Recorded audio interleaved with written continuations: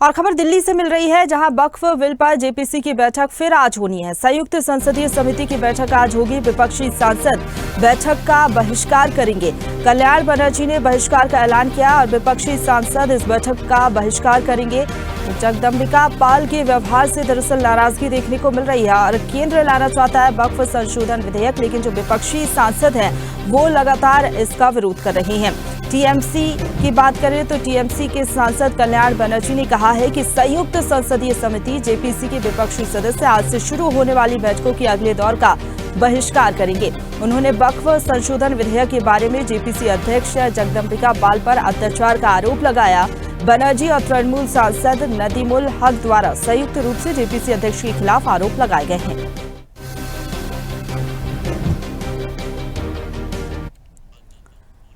और इसी खबर पर ज्यादा बातचीत के लिए सीधा रुख करेंगे। दिल्ली से संवाददाता तनु हमारे साथ फोन लाइन पर जुड़ गए हैं। तनु, बैठक का बहिष्कार किया जाएगा विपक्षी सांसदों की ओर से, क्या कुछ तर्क विपक्षी सांसदों की ओर से दिए जा रहे हैं, क्योंकि वक्फ बिल पर जेपीसी की आज बैठक होने जा रही है?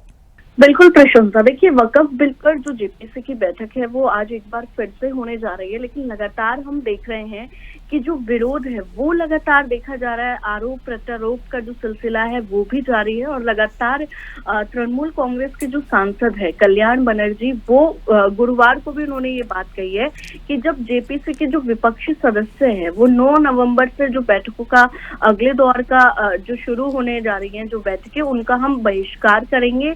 उन्होंने जो वक्फ संशोधन विधेयक है उसके बारे में ये भी कहा है कि जो अध्यक्ष है जेपीसी के जगदम्बिका पाल, उन पर अत्याचार का वो लगातार आरोप लगा रहे हैं। लगातार देखिए वीडियो के माध्यम से, और हम देख भी रहे हैं कि काफी ट्विटर पे भी ये चीज वायरल हो रही है कि वो हमेशा ये कहते हैं कि भाई अत्याचार जो है वो हो रहा है। और बनर्जी और तृणमूल सांसद जो है नदीमुल, जिसका जिक्र आप भी अभी थोड़ी देर पहले कर रही थी, वो भी संयुक्त रूप से जो बैठक आयोजित हो रही है या फिर जो जेपीसी के अध्यक्ष है उनके खिलाफ आरोप लगाए हैं। उन्होंने ये कहा है कि शुरू से ही जो जेपीसी अध्यक्ष है वो अपने तरीके से काम कर रहे हैं, मनमाने ढंग से वो काम कर रहे हैं और लगातार विपक्ष को दबा रहे हैं और किसी भी विपक्ष सदस्य की जो बात है वो नहीं सुनी जा रही है। तो देखिए, आज जब ये बैठक होगी तो बहुत इम्पोर्टेंट हो जाता है कि क्या जो बैठक होगी वो शांतिपूर्ण ढंग से समाप्त हो जाएगी, क्योंकि लगातार हम देख रहे हैं हंगामे की तस्वीर भी देख रहे हैं,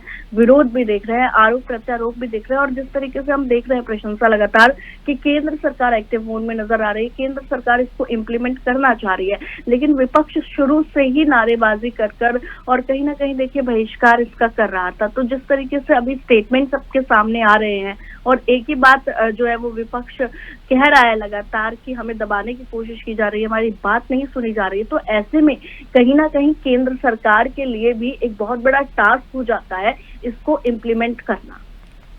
बिल्कुल, जब विपक्षी सांसद इसका विरोध करेंगे तनु, तो क्या लग रहा है कि जो इम्प्लीमेंटेशन की आप बात कर रही हैं कि वक्फ बिल को इम्प्लीमेंट करना केंद्र सरकार की कोशिश है, लेकिन इसमें कितनी मुश्किल आ सकती है और क्या वाकई बिना विपक्षी सांसदों के सहयोग के, समर्थन के, क्या ये मुमकिन है? बिल्कुल प्रशंसा। देखिए, जिस तरीके से मैंने भी ये जिक्र किया कि देखिए इम्प्लीमेंटेशन में यानी कि लागू करने में बहुत ज्यादा इसको दिक्कत आएगी, क्योंकि लगातार हम ये बात देख रहे हैं कि जैसे ही जो बैठक का दौर होता है वो कुछ मिनट चलता है और उसके बाद हंगामे की तस्वीरें आती है। हमने देखा कि पिछली बार जब संजय सिंह भी बैठक में मौजूद थे तो वो भी बहुत ज्यादा नाराज नजर आ रहे थे। तो ऐसे में मुझे ऐसा लगता है कि बहुत ज्यादा डिफिकल्ट हो जाएगा इसको इम्प्लीमेंट करना। और देखिए, कहीं ना कहीं जब सहमति नहीं बनेगी और इस तरीके के आरोप प्रत्यारोप लगाए जाएंगे और ये सभी बातें सामने आएगी तो बहुत ज्यादा मुश्किल हो जाता है। बाकी तो देखिए, देखने वाली बात होगी कि आखिर कितना केंद्र सरकार जो है इस पे एफर्ट्स करती है इसको इम्प्लीमेंट कराने में। लेकिन जो तस्वीरें हैं हाल की वो यही दर्शाती है कि एक बहुत बड़ी चुनौती केंद्र सरकार के लिए बन गया है इस बिल को इम्प्लीमेंट करना। और कहीं ना कहीं देखिए, नाक का सवाल भी केंद्र सरकार के लिए हो गया है। जी, शुक्रिया आपका हमारे साथ जुड़ने के लिए और अपडेट हम तक पहुंचाने के लिए तनु।